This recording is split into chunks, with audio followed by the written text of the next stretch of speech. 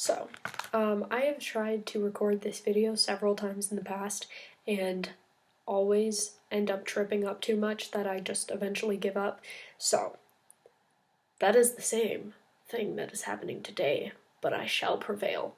So, this poem is called Dear Mrs. Apathy, and it's about a person that I met when I was in middle school, and you'll be able to figure out anyway. So, I hope you enjoy. I want to look my past in the face and say, screw you.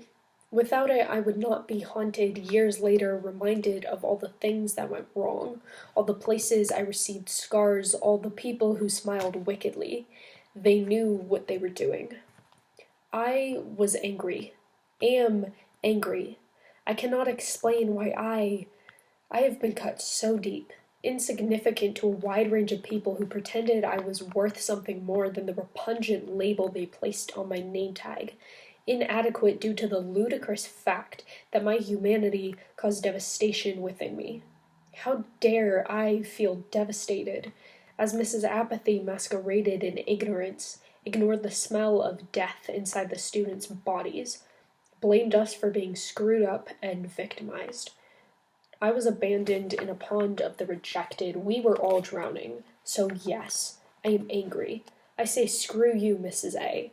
I still have scars that sting whenever I undress myself to wash yesterday off of my skin. Yesterday, because every day is yesterday in the back of my mind, where you still stand unashamed at your more than pathetic attempt to pep talk us into submission. When I think of you, I think of speechlessness.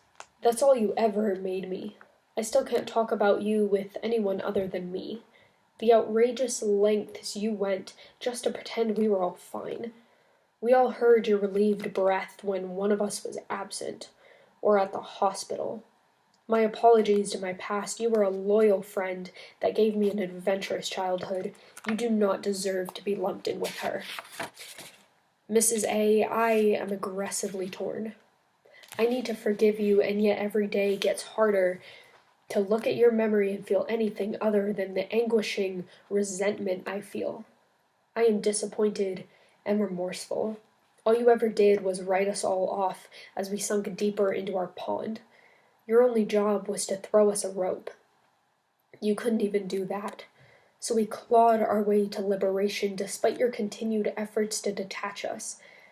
I guess those were the only things you put effort into. Faking we were worth more than your words told us we were, and making sure we knew we were far enough below the surface we weren't worth reviving. Thank you for listening, and I hope that you enjoyed that poem, despite its kind of not super happy feel. But anyway, I hope you have a good morning, afternoon, or night, depending on where you are in the world, and I will see you next time.